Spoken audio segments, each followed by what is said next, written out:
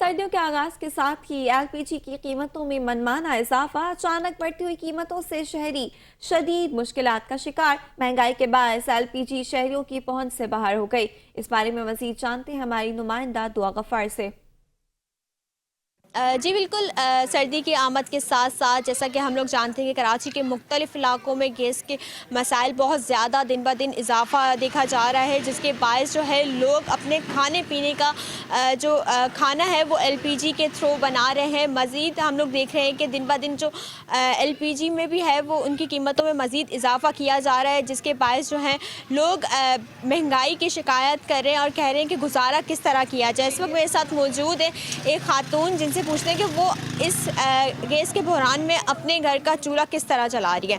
जी मुझे ये बताइएगा कि दिन ब दिन जो है वो हर चीज़ में महंगाई में इजाफा किया जा रहा है, तो एलपीजी के हवाले से क्या कहेंगी जिसमें मज़ीद 10 रुपये इजाफा किया गया है? बहुत ज़्यादा महंगी गैस होती जा रही है और महंगाई बहुत ज़्यादा है। हम लोग बहुत मुश्किल से अफोर्ड कर सकते हैं और जो है ना हमारे घर में चूल्हा जलाना मुश्किल हो गया। रातों को 10-10 बजे तक गैस आती है, फिर हम खाना बनाते हैं, 12 बज जाते हैं, सुबह बच्चों को स्कूल भी जाना होता है।